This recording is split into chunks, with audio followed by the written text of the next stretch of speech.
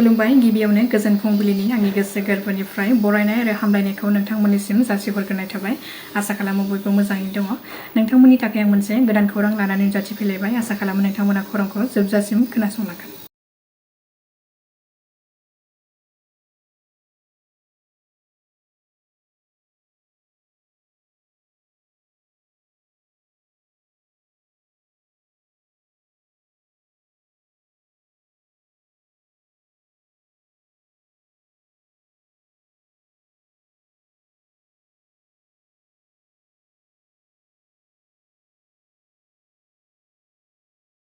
हाग्रामा महिलारी बिथाङा दिनै गोबां रायजो राजाफोरजों लोगोसे आसामनि गिबि मन्त्रि डक्टर हिमन्त बिश्व शर्मा आरो रायजो बेंगिरि लक्ष्मण प्रसाद आचार्य आरो गोबां दोलोनि दैदेनगिरिफोरखौ लानानै बिटिसिनि गाहाय मावफुं सोद्रोमा महरै समायखिरा लागोन।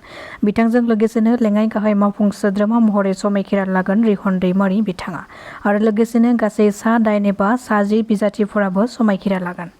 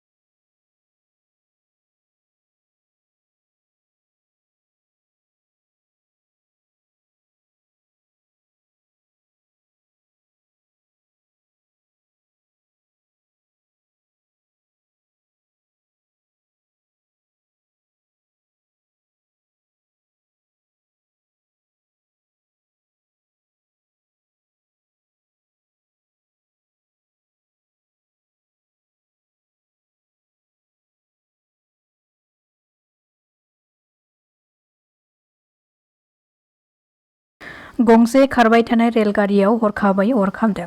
लखिमपुर नावबैसानि कथालपुखुरी स्टेशनाव जादों बे अर खामनाय जाथाया।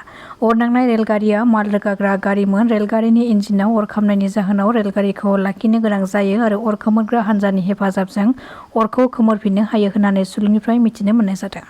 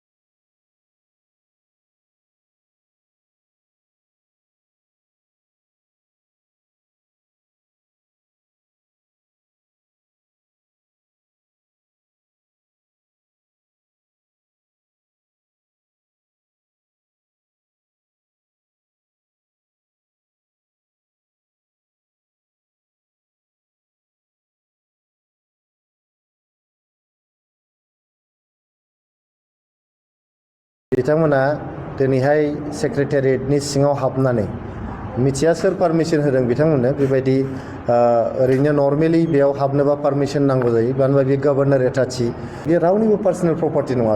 बे प्रपार्टिया प्रमद बर' सारनि नङा आरो बे प्रपार्टिया हाग्रामा महिलारी सारनिबो नङा। गतिके बे जिहेतु पाब्लिक प्रपार्टिसो दिनैहाय बिथांमोना इउटिउब कन्टेन्ट बानायनानै बे प्रपार्टिखौ प्रमद बर' सारनि प्रपार्टि बे प्रपार्टिया प्रमद बर' सारनि उन्दुग्रा बाव थाग्रा होननानै देखायनो नागिरदों।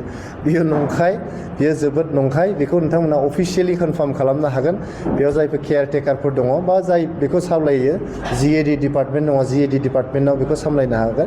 बे रावनिबो पार्सनेल प्रपार्टि नङा, बियो गभर्नमेन्टनि प्रपार्टि। बेयाव जेब्लानाखि जोंनि काउन्सिलनि आलासिफोर फैयो इनक्लुडिं गभर्नर, चिफ मिनिस्टार्स बा बेबायदि प्राइम मिनिस्टार बा सोरबा सेन्ट्रेल मिनिस्टारफोर फैयोब्ला दान्दिसेनि थाखाय बाव रेस्ट लानानै गावसोरनि खामानिखौ जाहाथे मावनो हायो बेनि थाखायसो बे एटाचिखौ खालामनाय जादोंमोन।